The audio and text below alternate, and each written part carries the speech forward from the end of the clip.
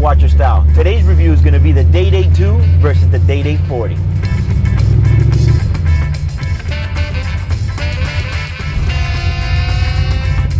So this is the second time that I do a review on the Day-Date 40. The difference is the first time that I did it, I kind of threw in the original Day-Date 36 into the mix. So it was such a drastic comparison. I kind of got some backlash and I still have hate mail over that other video. But this time I'm going to be comparing it side by side with the Day-Date 2. Hey, you know what I'm saying? The car's lowered on suspension for the track with low pros, you know what I mean? It's not really meant for these ass roads in Miami, you know? I'm freaking starving, bro. I haven't had nothing to eat all day. It's nothing but Cuban coffee and like a late night. So in theory, 1 millimeter doesn't sound like it makes a big difference. But in Rolex, 1 millimeter is actually like 5 in any other brand because everything is really changed up. Take a look at it here so you can see them side by side. Pretty much, both of these models are actually same in yellow gold and they both have the slate dial. One of the things you're gonna notice right off the bat is how much thicker the bezel on the Day-Date 2 is over the Day-Date 40. Now that bezel thickness is something that I wanna mention. You see, in my personal opinion, they changed the Datejust II and they came out with the Datejust 41. And in a perfect world, I would have said that they should have came out with the Day-Date 41. I think that would have been perfect because what they did with that Datejust really is instead of scaling the whole case down, what they did is they slimmed the profile of the watch. They thinned the bezel out so it's not so broad and thick. And the markers and the indicators in the dial, they slimmed them along with the hands. All that makes it look like the watch is smaller. So, do I hate the Day-Date 40? I don't. But I kind of feel like the Day-Date 2 is really the one that fits nice on the wrist, you know. I'm wearing right here a Sky Dweller that's 42 millimeter. I've never heard anybody call me and complain and say that the Sky Dweller is too big, you know. So those are the kind of the things that the bone that I have to pick with Rolex is that right there. You know, I don't hate the Day-Date 40. However, when you see them here side by side, there's a big difference. And when you put them on the wrist, I guess it has to do with personal preference, which I'm okay with. The 36 for me is just way too small, you know? I think that if anybody is still a fan of the 36, you might want to give this Day-Date 40 a try. One of the things that I do like about the Day-Date 40 is the deconstructed Roman numerals on the dial. I feel like that's a touch that makes it look really nice. Don't get me wrong, this is a great looking dial, which by the way, this is my personal watch right here. This is actually my watch from my permanent collection.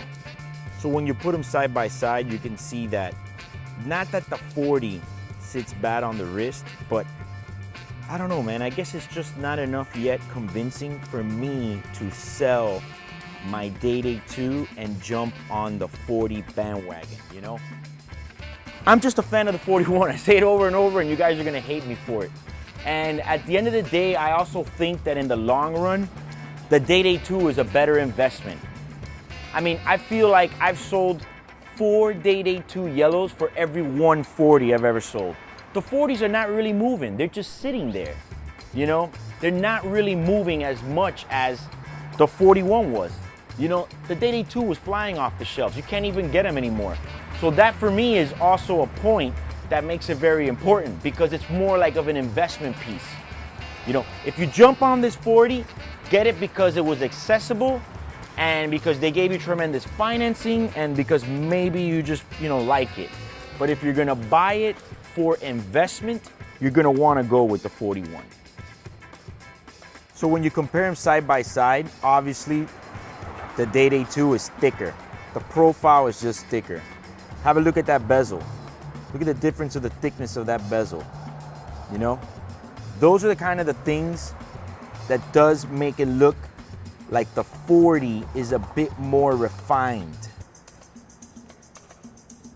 Another bone to pick is the solid end link, which is gonna be this area right here.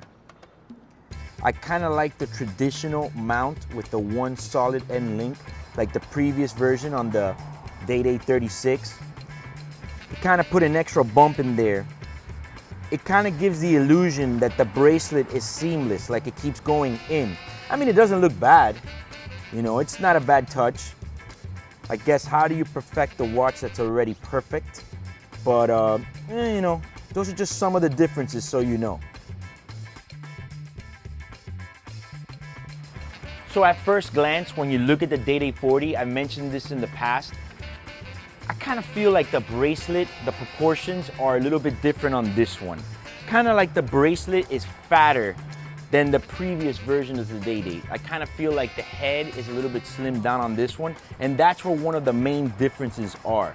When you put it on, I mean, it does fit nice, but I also kind of feel that is one thing. I like the tapering of the previous models. Both the 36 and the DayDate 2 have a bit more of a tapering when it comes to the bracelet. However, it does sit nice on the wrist, okay? Don't get me wrong, guys. I don't hate it. It's just when I compare it to the 41, I kind of like the 41 overall. Now, the clasps are almost exactly the same. What has changed from the DayDate 2 to the DayDate 41 is the mechanism of where it actually grabs on. It's a little bit different. This one kind of has a bit more of a spring mechanism here to grab. The bracelets are almost the same, but the DayDate 40 boasts, you know, the whole thing with the ceramic bushings between the pins, which is actually not bad if it has that. I mean, if you're gonna put ceramic bushings in between, that's good. But in reality, I don't think if you treat a DayDate correctly and you size it right to your wrist, you should never really have that problem anyways, where it wears out that much that it gets all slinky. A lot of that happens when people wear watches wrong. You see, the thing about a presidential is it doesn't have any fine tune. So it's not like a sub or some of these other watches where you have a fine tuning on the clasp. You gotta pretty much either get to that right balance where one link is either too loose or taking off one link might be too tight. So you kinda gotta play with it and find the happy medium. Too loose and it will wear out the band. Too tight and it'll wear it out as well. Now, when it comes to price, if you're gonna be buying a DayDate 2, you're gonna be pretty much right now in today's market from $29,000 to $30,000. Whereas the DayDate 40, you could probably pick one up pre-owned for about $27,000. So you could pretty much pick up a brand new DayDate 40 in the gray market for about the same price that you can get a pre-owned DayDate 2. I mean, it just depends what you want, man. I mean, both of them have things that appeal to different people. I got countless people that have told me that the DayDate 2 is too big. I get it. I think it's nice. I don't see no problem with the Datejust. You know, the Datejust 2 was fine. I think my dream scenario would have been what I mentioned was that they would have came out with, instead of the DayDate 40, maybe the DayDate 41 with all the same specs and sizes as the Datejust 41. Now, as far as the watch game goes, I mean, I guess if I had to score points, I would definitely, me personally, say that the DayDate 2 is superior to the DayDate 40. I mean, it just is on every level. Status, collection, you know, collection value, all of that, it just is, you know. It's also harder to get. Anybody can walk in right now to any authorized dealer and buy the DayDate 40. So I guess as far as the watch game goes, the DayDate 2 reigns supreme. So feel free to comment below how you feel about the DayDate 40 versus the DayDate 2. And also, don't forget to hit the notifications bell till it looks like this. And if you like this video, please like and share. Also, subscribe to our channel. My name is Eric. Watch your style.